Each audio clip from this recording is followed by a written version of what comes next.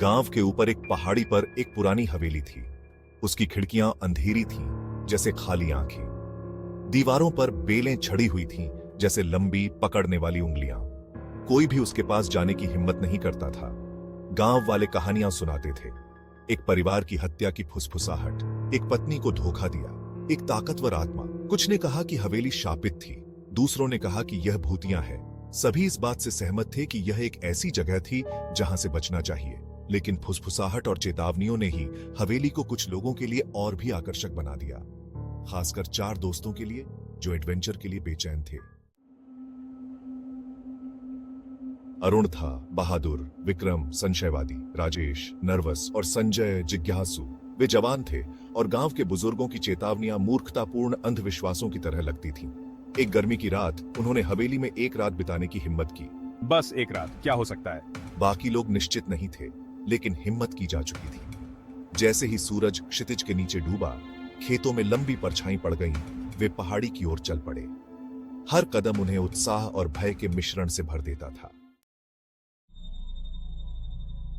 हवेली उनके सामने थी, करीब से और भी भव्य। दिन गर्म होने पर भी हवा ठंडी हो गई।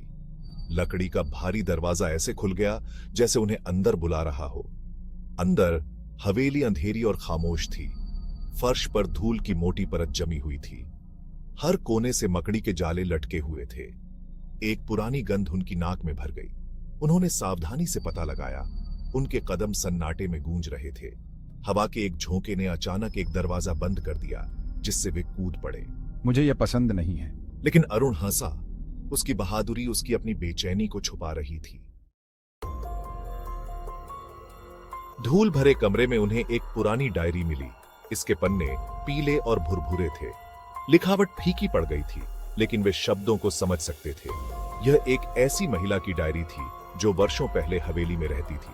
उसने अपने पति के बारे में लिखा, एक क्रूर आदमी जो लालच से अमीर हो गया था। उसने अपने डर के बारे में लिखा, एक प्रेमहीन शादी में फंसने के बारे में, और फिर एक योजना के बारे में, एक प्रविष्टि, अपने पति से बचने का एक तरीका।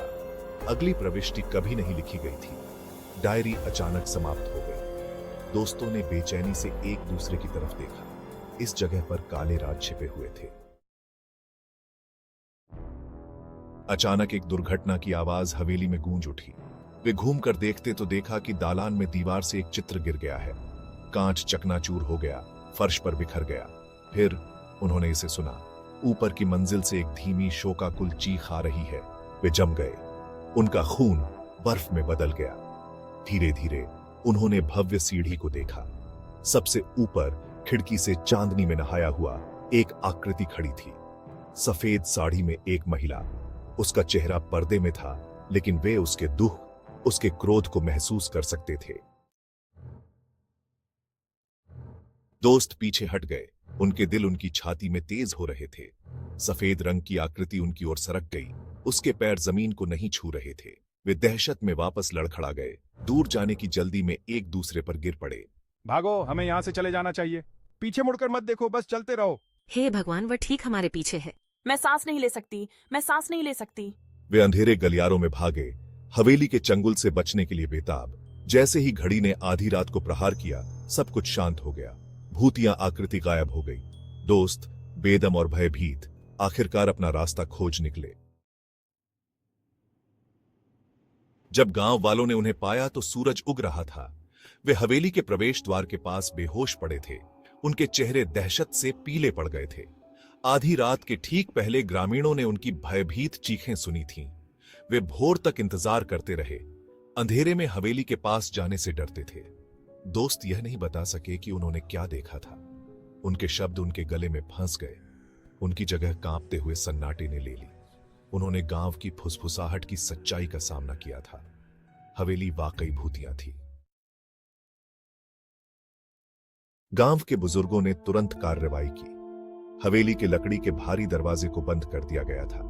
उसके लोहे के फाटकों पर ताला लगा दिया गया था। जब तक उनका कहना था, कोई फिर कभी प्रवेश नहीं करेगा। हवेली एक बार फिर खामोश खड़ी थी। उसके राज उसकी दीवारों के भीतर बंद थे।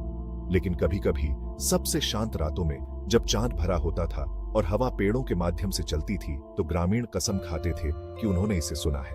पहाड़ी पर स्थित हवेली से एक धीमी शोकाकुल चीख गूंज रही है, एक अनुस्मारक कि कुछ कहानियों को सबसे अच्छा आबादित छोड़ दिया जाता।